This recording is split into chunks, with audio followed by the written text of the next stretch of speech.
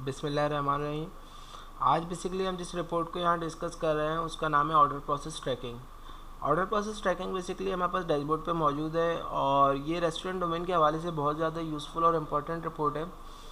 इस रिपोर्ट के अंदर बेसिकली ऑर्डर प्रोसेस को पूरा ट्रैक करना बताएंगे कि इस रिपोर्ट में ऑर्डर प्रोसेस ट्रैक होता किस तरह है। बेसिकली इस रिपोर्ट को देखने के लिए हमें सबसे पहले सेल्स के अंदर जाना है और वहाँ पे हमारे पास ऑर्डर प्रोसेस ट्रैकिंग के नाम से रिपोर्ट मौजूद है। सिंपल वन क्लिक पे हमें इस रिपोर्ट को ओपन करना है। तो कुछ इस तरह का लेआउट है ऑर्डर प्रोसेस ट्रैकिंग रिपोर्ट का।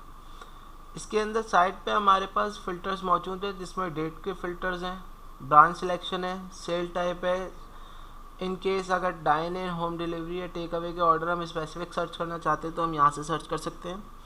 इसके अलावा हमारे पास कम्युनिकेशन टाइप के यहाँ पे फ़िल्टर मौजूद है और इनवॉइस नंबर के हिसाब से भी हम यहाँ पे अपना डाटा गेट कर सकते हैं सिलेक्ट करके स्पेसिफिक इनवॉइस नंबर।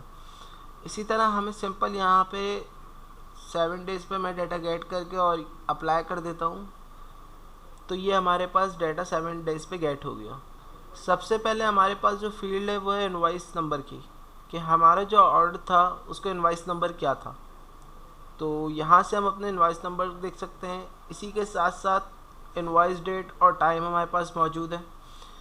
उसके साथ हमारे पास नेट अमाउंट का कॉलम है।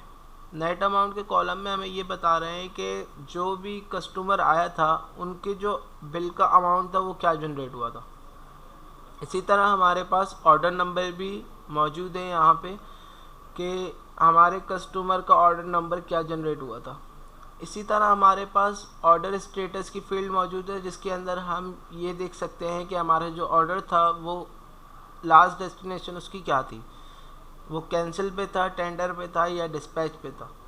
इसी तरह हमारे पास क्लाइंट्स का कॉलम मौजूद है जहां हमारे पास क्लाइंट नेम में क्लाइंट्स का नेम आ रहा है। इसी तरह हमारे पास सेल टाइप मौजूद है जिसके अंदर हमें ये पता चल सकता है कि हमारा ऑर्डर टेक अवे का था, होम डिलीवरी का था या डाइन इन का था। इसके साथ साथ सेल्समैन सर्वर मौजूद है हमारे पास और उसके बराबर में मेन फील्ड हमारे पास टोटल ड्यूरेशन मौजूद है कि हमारे पर क्लाइंट ने हमारे रेस्टोरेंट में कितनी देर स्टे की थी और उनके स्टार्ट टाइम से लेके उनके जो लास्ट टेंडर तक का टाइम था वो कितना यहाँ पे कंज्यूम हुआ। इसी तरह फिर हमने टोटल्स को फिर चंक्स में ब्रेक कर दिया। जिस तरह यहाँ पे रिजर्वेशन की फील्ड आ रही है, अगर हमारे कोई क्लाइंट रिजर्वेशन करवाई हुई थी और वो आए तो उनका यहाँ पे टाइम कैलकुलेट होगा। इसी तरह ऑर्डर स्टार्ट का टाइम हमारे पास मौजूद है कि ऑर्डर हमारा स्टार्ट हुआ तो कितनी देर लगी, उसके बाद जब उनका ऑर्डर केओटी में गया तो उस प्रोसेस को कितना टाइम लगा।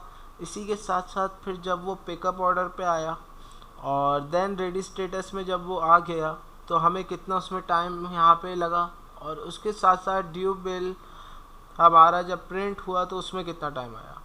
इसके साथ साथ हमने यहाँ पे कैंसिल केओटी का कॉलम भी दिया है। अगर हमारी केओटी किसी वजह से कैंसिल हो जाती है तो उसका टाइम भी हमें यहाँ पे पता चल जाएगा कि कैंसिल केओटी में हमें कितना टाइम लगा। इसी के साथ साथ हमारे पास यहाँ पे डिस्पैच का कॉलम मौजूद है। अगर हमारा होम डिलीवरी का केस है और डिस्पैच में हमें कितना टाइम लगा और डिलीवर होने में कितना टाइम लगा। इसके अलावा अगर हमारा यहाँ पे कैंसिल डिस्पैच का भी कॉलम मौजूद है। अगर कैंसिल यहाँ पे हमारा ऑर्डर किसी वजह से हो जाता है तो उसमें हमें कितना टाइम यहाँ पे लगा। इसके साथ फिर हमारे पास टेंडर और कैंसिल ऑर्डर के भी कॉलम मौजूद हैं जो यहाँ पे टाइम कैलकुलेशन होगी, हमें टेंडर करने के लिए कितना टाइम लगा और अगर हमारा ऑर्डर कैंसिल हो जाता है किसी वजह से तो उस ऑर्डर को कैंसिल यहाँ पे होने में कितना टाइम लगा। इसी तरह इन सब का एडअप होके हमें टोटल ड्यूरेशन हमें पता चल जाएगी कि पर क्लाइंट पे टोटल ड्यूरेशन क्या लगी। तो होप ये रिपोर्ट जो है रेस्टोरेंट डोमेन के हवाले से बहुत ज़्यादा यूज़फुल है और अगर इसके साथ साथ कोई न्यू चेंजेस या कोई न्यू अमेंडमेंट्स हैं तो काइंडली हमें फीडबैक ज़रूर दिएगा। जज़ाकल्लाह।